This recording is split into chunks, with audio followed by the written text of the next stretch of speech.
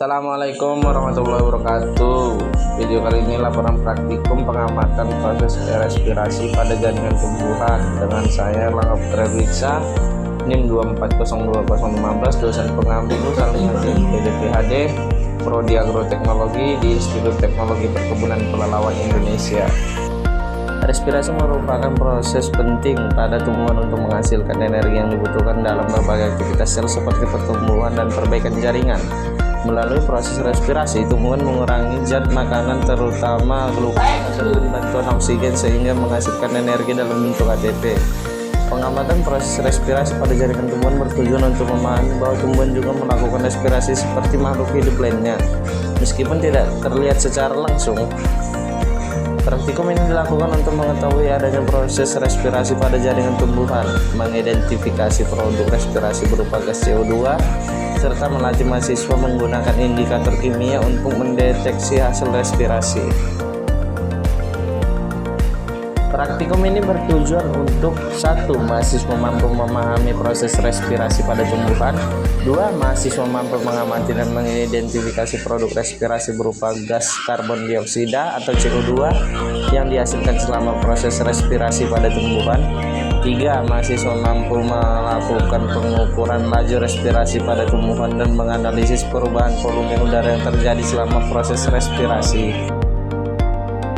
Alat dan bahan yang digunakan pada praktikum ini ialah 1. Respirometer, 2 gantri, 3 spatula. Kemudian untuk bahannya itu 1 sambal kacang hijau, 2 kapur sirih, 3 KOH atau kalium hidroksida, dan 4 NaOH atau natrium hidroksida. Kemudian yang kelima itu cairan berwarna merah. Untuk cara kerjanya itu yang pertama, siapkan alat dan bahan yang akan digunakan.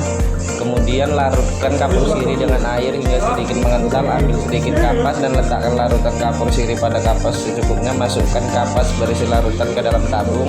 Kemudian masukkan kecambah kacang hijau.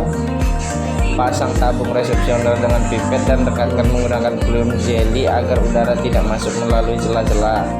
Catat perubahan pada indikator waktu 5, 10, dan 15 menit. Lakukan percobaan kedua dengan mengganti larutan kapur sirih menggunakan larutan KOH dengan cara kerja yang sama, yaitu 10, 15 menit, dan 5 menit. Lakukan percobaan ketiga dengan menggunakan larutan NaOH dengan cara yang sama, yaitu 5, 10, dan 15 menit.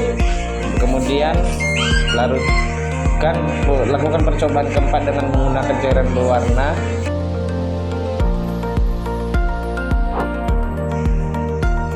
Pada percobaan pertama dengan biji kecambah dan kapur sirih terjadi embun pada dinding tabung dan warna indikator menjadi pucat. Hal ini menunjukkan adanya respirasi yang menghasilkan uap air, namun kapur sirih kurang efektif untuk menyerap karbon dioksida atau CO2.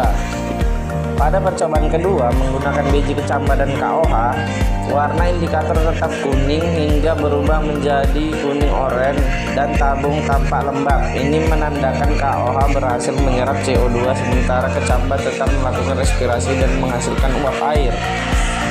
Pada percobaan ketiga dengan biji kecambah dan NaOH, warna indikator tetap kuning dan uap air semakin banyak. NaOH efektif menyerap CO2 sehingga tekanan udara menurun. Kemudian percobaan terakhir dengan cairan warna merah menunjukkan hasil laju respirasi sebesar 0,05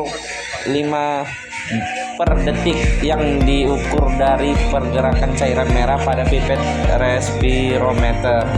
Kesimpulan yang dapat kita ambil berdasarkan hasil praktikum respirasi pada jaringan tumbuhan menggunakan kecambah, kacang hijau, KOH, NaOH, dan kapur sirih dengan alat respirometer dapat disimpulkan bahwa respirasi benar terjadi pada jaringan tumbuhan. Hal ini ditunjukkan oleh perubahan volume udara dalam respirometer yang menandakan adanya pengambilan oksigen oleh kecambah. Gas hasil respirasi berupa karbon dioksida atau CO2 berhasil diidentifikasi melalui penggunaan larutan KOH, NaOH, dan kapur sirih yang berfungsi menyerap CO2 tersebut, sehingga volume udara berkurang. Dengan demikian, alat respirometer dapat digunakan untuk mengamati proses respirasi pada tumbuhan secara efektif.